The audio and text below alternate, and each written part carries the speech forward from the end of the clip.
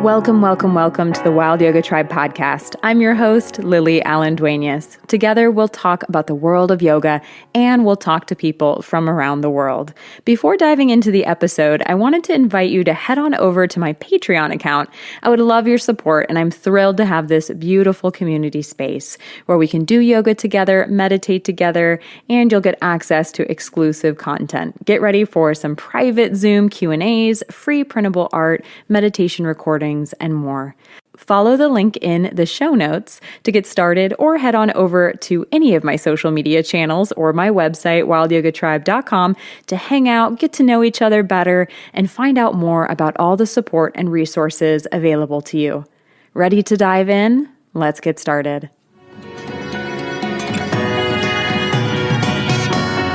Namaste, and welcome back to the Wild Yoga Tribe podcast.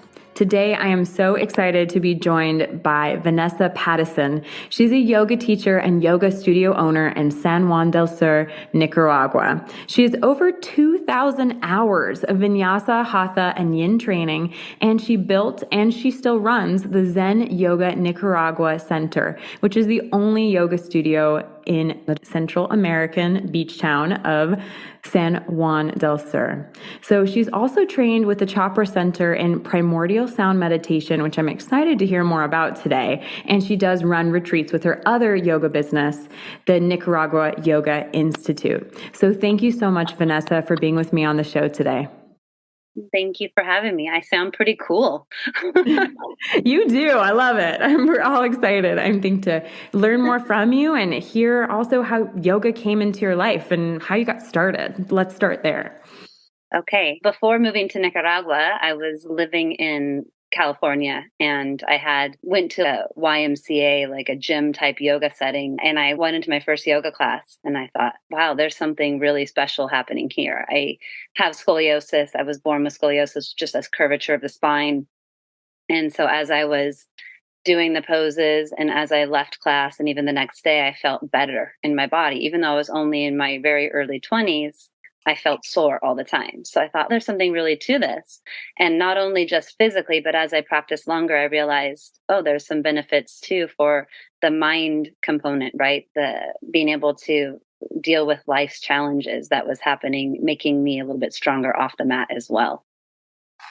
Oh, absolutely. I love that it started at a YMCA too. Like, that's so beautiful that these amazing community centers are offering such diverse opportunities and exposing people to different forms of movement and different things. My first meditation class was at a YMCA outdoor summer camp when I was like 10 years old. That's how I got introduced to meditation. So very grateful for the role YMCA plays in our lives. Me too. And then when I got to Nicaragua, my husband and we ended up quitting our jobs. Well, actually, we took sabbaticals at first. And then we honed in on San Juan del Sur, Nicaragua, because he loves to surf. And we had been to a wedding in Costa Rica the year before. And we started having this little whisper that maybe we should go and try a different life. And so we ended up in this town, San Juan del Sur. And there was a mother and daughter who were actually from the States, but they were renting a little house in town. And the daughter had studied with Patabi Joyce, the founder of Ashtanga Yoga. And so as I started getting more comfortable in town, I started attending yoga with them every day. And I was so happy they were here. And then one day I went to class and they told me, we're moving away. And I was very distraught. No, you can't leave. You're the yoga.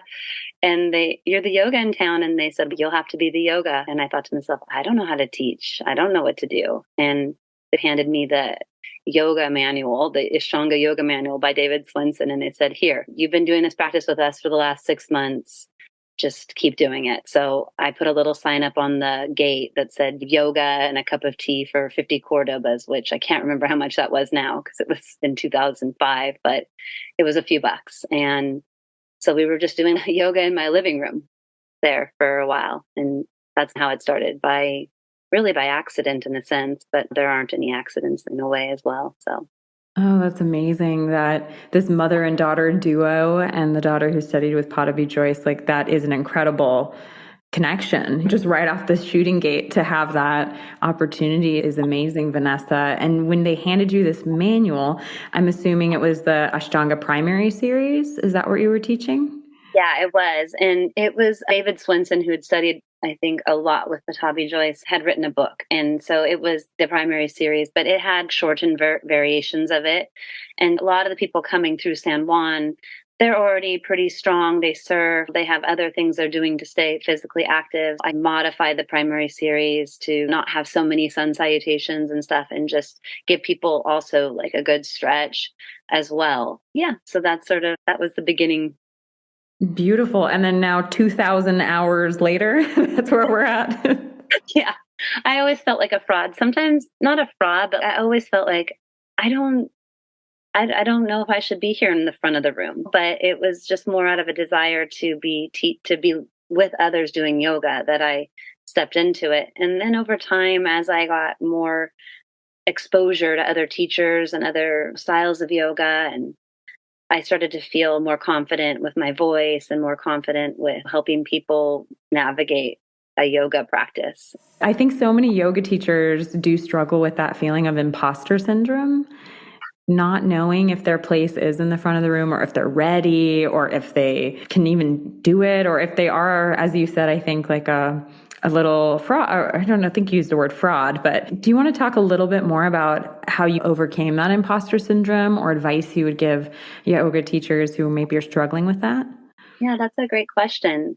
I think just experience. Just when you're new at anything, you're gonna have that feeling of that there's others that know more, and who are you to be doing that? And then I forget who said that, who are you not to be? And as long as I feel like your intention is good and you want good things for other people, you may make some missteps along the way, but you got to follow your heart. You have to follow your calling. And ultimately I realized that in some way it must have been my calling all along. And before that I was like a real estate appraiser, which was definitely not my calling, like a lot of time at the desk and data entry. And I learned a lot about myself through that process. But the becoming a teacher, it was just fun. I would get calls like from hotels around the area. Hey, we heard you teach yoga. Can you come teach some yoga out here? And I'd be like, okay, sure. And I would just wing it and make it. But that's how it always is. I think for all young people coming into their own, it's just a process. So I guess be patient with yourself, get as much knowledge as you can, try not to do any harm. Those are the things that I think I was lightly following, though I may not have known at the time. Do no harm, ahimsa, always a good thing to come back to. But with getting more knowledge as well, if you have 2,000 hours of training in Hatha Vinyasa and Yin, and do you want to speak a little bit more as well about your trainings and how you chose who to train with or where to go for trainings? Because I know a lot of yoga teachers are our listeners. We've got a huge community here and they're amazing. Shout out to everyone who's listening right now. But it would just be great to know too, how did you select where to go? Because people email, they DM, say, oh, I'm looking for training in trauma-informed yoga or in a yin yoga training. And there's so many offerings now globally, and it's so saturated. And of course, there are a lot of schools maybe looking to take advantage of students who maybe aren't offering authentic teachings either. Unfortunately, I'm sorry to say that 2023 with everything online, and apparently there's trainings now where you can become a yoga teacher for $7. This is what Instagram says. That's a different world than I know of, because when I first started out, there wasn't that world. We had a little internet server down the street that anybody that lived here went to use and message home or whatever. It was very new. So I think that world has exploded since. But in the beginning, for me, what happened there would be teachers that would come through San Juan. There was a particular teacher out of San Francisco named Vandatten who would come through, and he was the real deal. He was also a teacher at a university in San Francisco, but he had an extensive yoga background, and he would lead small group trainings in Central America. And he actually came in through San Juan. And so whenever he was in town, I invited him to teach so that I could learn and understand more. And I remember him telling me, like, he led one of the classes one of the days. And after class, he said, did you notice, this gentleman in the far back right? And I was like, oh, yeah, I know him. And he said, well, okay, so he is going to hurt himself. He was like over, over pushing in all the poses. And remember the woman in this other corner? She was not really in the poses at all. She was not doing the poses. And so it was just interesting to see his perspective and to get some knowledge from him. But over time, I became certified with him. And then I started reaching out to teachers that I would find from maybe when I'd go to the States or wherever I would go. I'd find somebody that I liked and I'd invite them to come to Nicaragua. So one of those teachers was Peter Starius, who was the co-founder of Manduca. He lived in San Luis Obispo with his family, and I went to his studio with a family member. And we realized we had a common connection to Nicaragua. He was actually leading a retreat there the following year. So I invited him to come do a training at my studio, and we got together a group of people to do a 200-hour teacher training. And he also brought a co-leader, James Bailey, who was an Ayurvedic doctor. James Bailey used to be married to Shiva Ray. He's going to hate that I say that, but I'm like, well, it is a cool thing to be able to say. And it got people to want to come and train with us. But they were really great. And I learned from both of them maybe 2 or 3 different years. Yeah. And so I would just invite teachers. When Yoga Glow got online, and I can't remember when that was, maybe even early, I would write to teachers from there and invite them. And I have brought in different teachers over the years. And that's what then branched into the Nicaragua Yoga Institute, because then I started having larger groups coming and I needed a place to facilitate those larger groups. So it was more like you, it was that desire to learn. It was that deep rooted desire in me. I wanted to find more about this world that I was so excited about, but I needed teachers too. And so that's how it happened. Ooh, yes. We all need more teachers and we need to connect with them. And I love the story of you talking with your teacher and him saying, oh, did you notice this person in the back of the room and this one in the corner, either about to hurt themselves or not even getting in the poses. It's that community of having a conversation with another yoga teacher after a class, just saying, what did you observe or what did you notice, or learning even from adjustments that you receive as a student in there. I love when we're able to connect and learn from each other. And I do feel just a little bit like that has been lacking here, at least in the USA. I've been back now for a few months, and I feel sad that I don't think yoga teachers have all the opportunities they need to get together and talk about yoga still. I don't know, maybe I just haven't been here long enough in this community, but I love that. I just think it's so important that we all learn and lean on each other. For sure. It's that, that yoga teacher and the student are one and the same. And it really truly is, because it's always that beginner's mind that we keep going back to. Like, how do I be new at this again? How do I not have all of my judgments and preconceptions about things and just see things with a fresh lens? Yeah. And speaking of preconceptions or seeing things with fresh lenses, what do you think is your definition of yoga itself? I know we have the sutras, I know we have things to lean on, but what is your personal definition of yoga? Oh, that's such a good question. I've heard the idea of union or connection.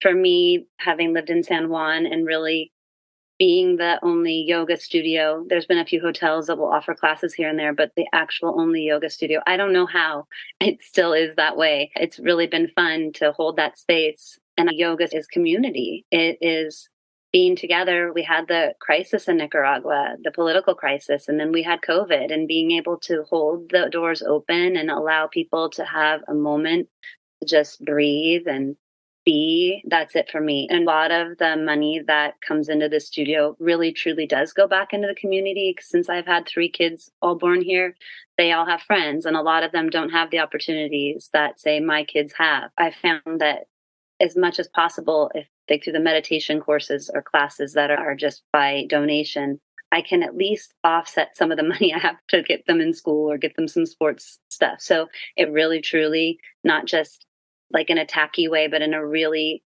palpable way, is helping kiddos. And that makes me feel good inside, like really purposeful. Oh, absolutely. To have yoga go off the mat too, and to say, how can I use yoga as an act of service for the community at large? That is where the amazing things happen. Yeah. And people coming in, they feel it. So we have, obviously, it's an expat culture.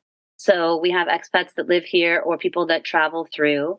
But it filters out because all of those people are in contact with the community. And then we do get lots of Nicaraguans come in now. We don't have one class specifically in Spanish right now, although we have had in the past. But if someone wants to come in the door, they're not turned away. There's some exchange possible. One woman, for example, gives me massage and she does yoga in exchange. There was another Nicaraguan woman named Ruth who's now living in Europe. She married a man from France, actually. But she was trained when we brought Peter Sterius in. She was able to get trained. And all these teachers will do it at a super discounted rate or even in some exchange capacity. So the Nicaraguans who wouldn't be able to come up with $1,000 or $2,000 for a yoga certification can get certified. And so she was able to teach in Nicaragua for a number of years. We do massages and stuff too. So the masseuses can get trained and do Thai body work and push their abilities and things they can do out a little bit wider. So it's been a fun collaboration all around. Perfect word for it, collaboration. It sounds like you're able to, with your community, just do this act of trade and service and working with what people need and what people have to offer. It seems like coming from a very authentic place of just like wanting to share yoga.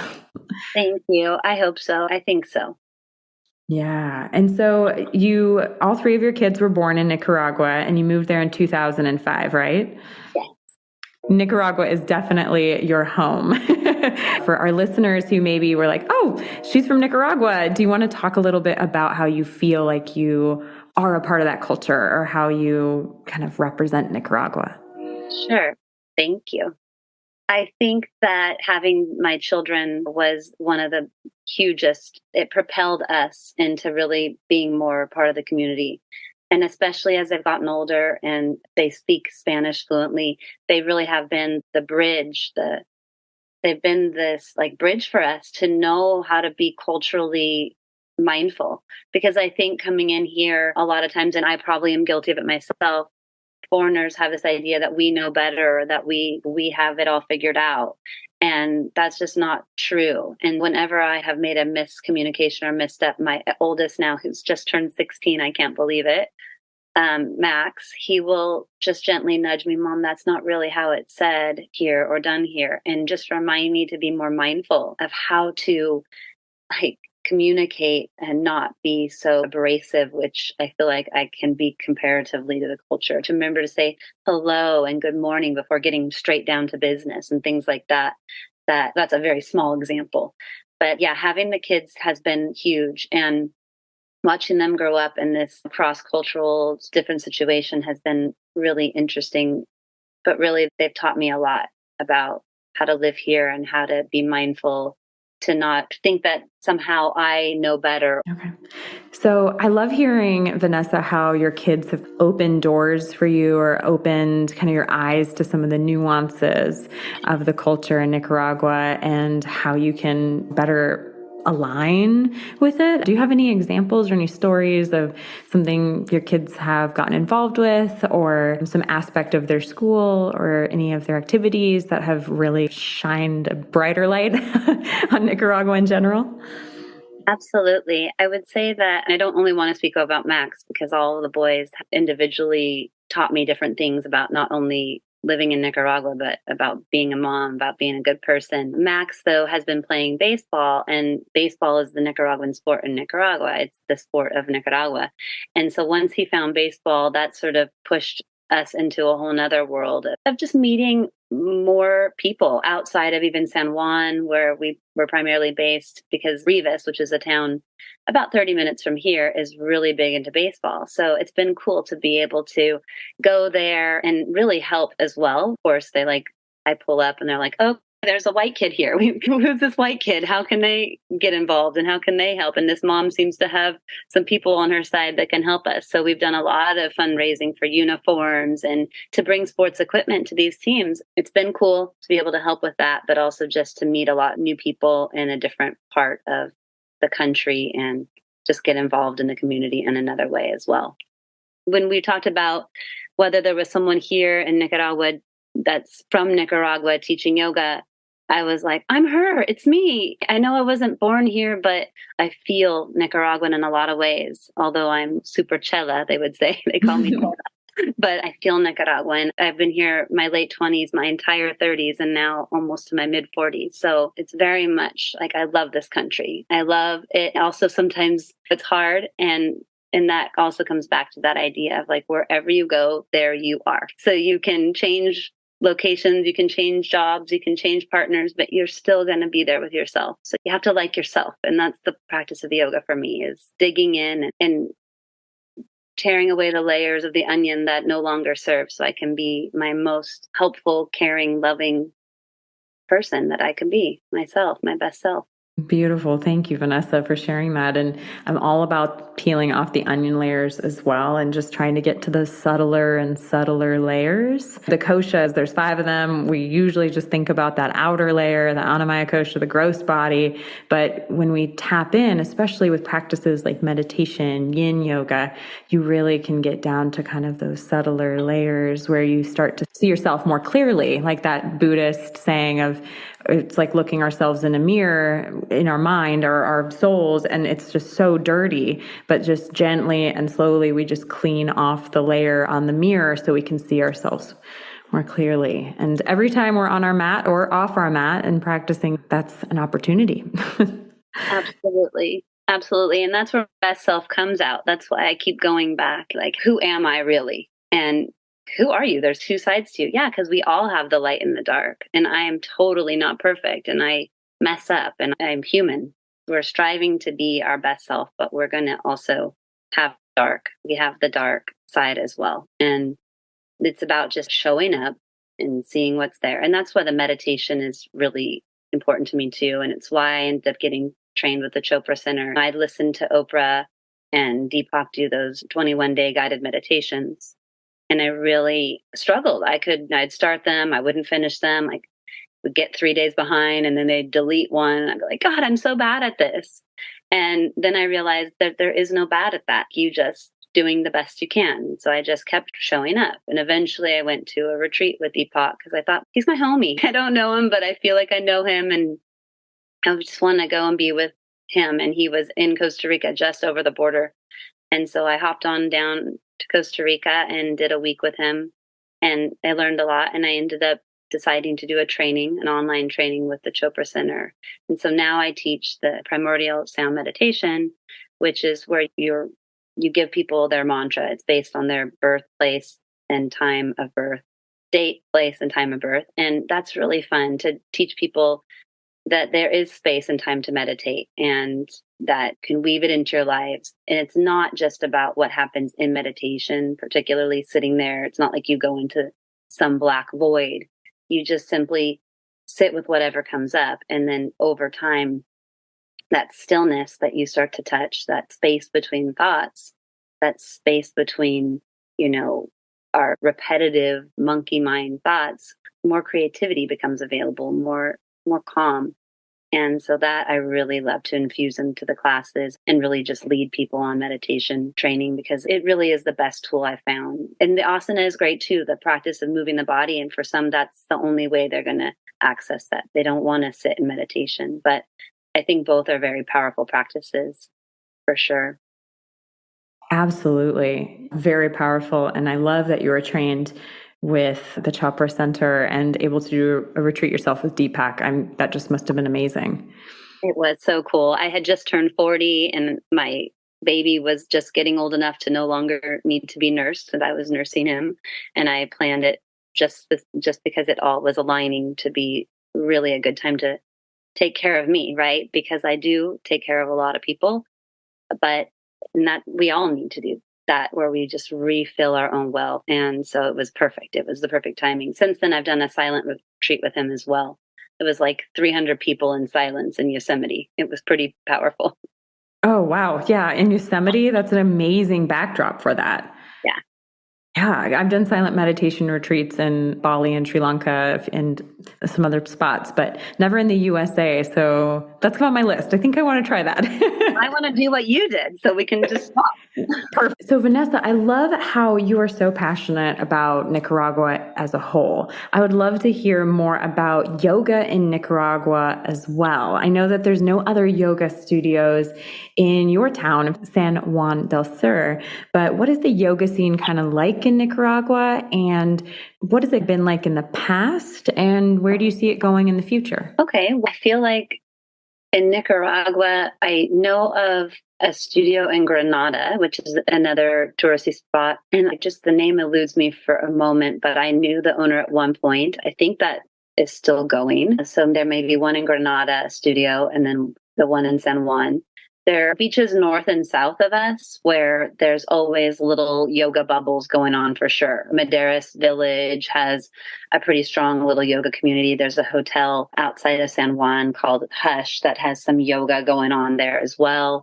There's a place south of town. So Madeiras is north-south, is Costa Dulce has a lot of retreats. And I don't know if they do daily classes unless a group. And then in the capital in Managua, there's, I think, a couple of potential studios maybe and or Pilates types of options. There was a woman, Diana, that I knew had a studio at one point. I don't know if it's still going or not. So yeah, there is a bit of yoga happening. And like you had mentioned earlier, there's a lot of people that are yoga teachers, right? At any given moment, I have a lot of people writing to me asking if I need more teachers to teach. And maybe they're teaching at hostels or just pulling up on the beach and leading a yoga class in the sand, which sounds much more amazing than it is. Practicing on the sand at the beach is a messy business. I love my mat in a studio. I feel that. But it does look good on the pictures. But there is yoga happening in the community. And I think in Nicaragua in general, as a Catholic country, sometimes that could be like yoga could be confused with religion. And we know that it's not a religion, but it can be confusing. So I think for some people who may have a strong religious background and may not understand and may not come and attend classes. But for those who understand more about what's happening in the studio, that it doesn't have to be even a spiritual practice. For some people are just simply coming to move their body and stay healthy with their spine. So however they're getting in the door, however they're practicing is great. So it definitely sounds like there is little hubs of yoga in Nicaragua. Do you think they all started opening around the time you opened your studio as well? No, not really. I really was the only yoga teacher for a while. I mean, there was a few other women coming in and out and traveling, and another gal that I knew named Hannah who had done some yoga at some of the hostels in town as well. But in the beginning, there really wasn't. And there's definitely a lot more wellness, yoga related type of businesses and things popping up than ever before. Got it. And in the future, heading in that same direction as well, getting more and more popular? I think so. It's a surf town. It lends itself to people who want to be active and movement oriented. So I think in surf and yoga are complementary. My friend Ashley has an all-girls surf camp named Chica Brava. She started at the same time as me, and it was really neat to merge our two babies into one sometimes. So when she has camps come in, we do the yoga and massage for them and stuff like that. Yeah, I think it's young energy, and I think yoga falls into that whole sphere. Oh, absolutely. And if some of our listeners aren't very familiar with Nicaragua as a whole, just as a country, maybe a little chat on the geography, where it's located, or what the culture is like. I'd love to shine a light just on Nicaragua as a country. Yeah, the country itself, like I mentioned, it's primarily a Catholic country. This country is small. I forget, it's very small, and it's not heavily populated either. So especially during COVID, there was a lot of space for people to be outdoors without masks or with masks when they're in close proximity. The country is all about family and especially, I can't speak to the whole country. I've traveled the country, but where I live primarily, it says surf.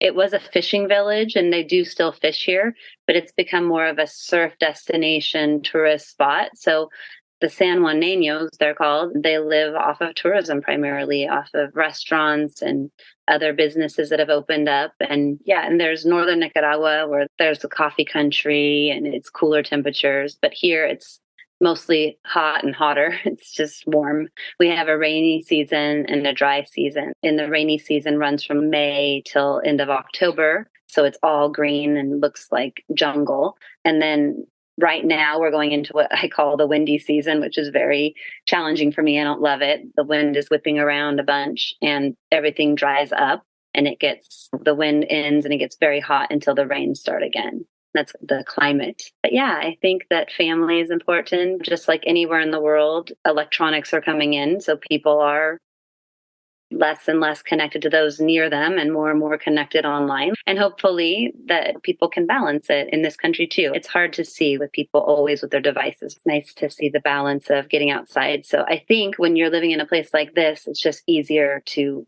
get outside and be outside a lot more. So that for me is a big draw. Oh, yeah. It's amazing. And it sounds like just such a beautiful place with tons of beaches and slower lifestyle as well. Yes, for sure. For sure. But like I said before, you come into a place and you can bring your same expectations. So I know that the first year that I lived here, I suffered not because of, yeah, there were power outages and water shortages, but I suffered because I was fighting the reality, right? I was resisting what was happening and not just being able to experience it. And I think the longer I've lived here, and things have also gotten better infrastructurally, but just to be able to understand that it isn't the actual thing causing the suffering. It's the resistance or the thought about it that is creating the suffering. And also, I would just like to say that coming from North America, I remember arriving feeling like, oh, I should have a right to peace. So my neighbors shouldn't be able to blare music at 3 a.m, or there shouldn't be roosters and dogs going off all night. But that isn't true here. And really, the right to make noise and be alive and be joyous is actually the driving force here. So I remember resisting that in the beginning too, thinking my neighbors should be respectful this late at night or early in the morning. And then later just being able to switch that and realize, no, that isn't necessarily true. That's that misconception that we have sometimes that our way is the right way, whoever we are, right? Coming into anywhere. But I feel like especially Americans sometimes fall under that umbrella of just entitlement, I guess is the word I'm looking for. And at least I have noticed that in the past in myself. So just being able to drop the division and being able to realize that I don't know everything and I'm not. Are you sure, Vanessa? You don't really? Just ask my kids. They might say something different. Fair. And I would love to know too, Vanessa, are you interested in writing a book or are you starting writing a book? I may have noticed a thing or two and I wanted to ask about that.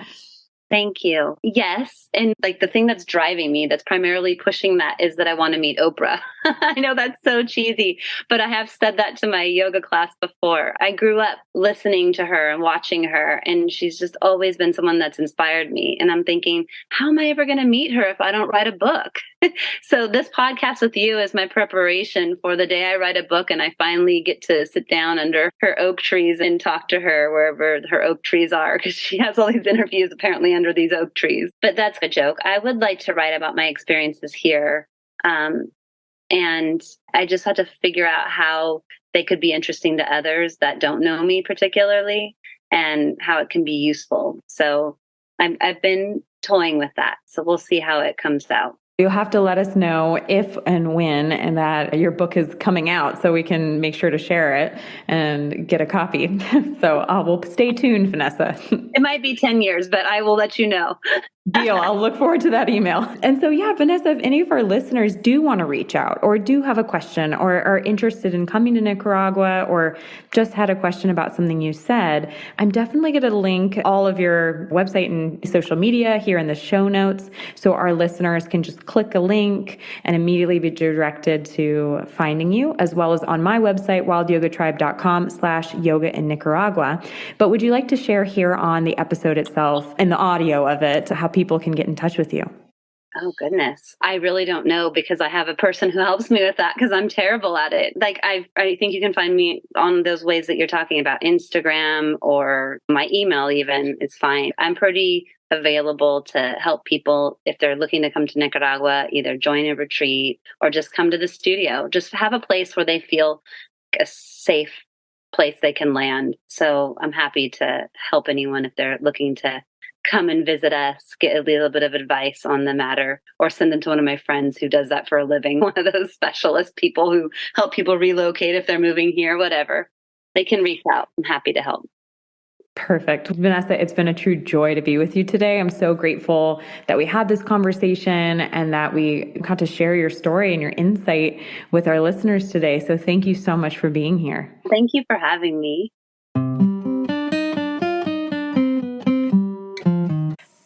Thank you so much for tuning in to this episode of the Wild Yoga Tribe podcast. My conversation with Vanessa Pattison, a yoga teacher in Nicaragua, was so inspiring as we took a deep dive into yoga as community and about how you can weave it into your life.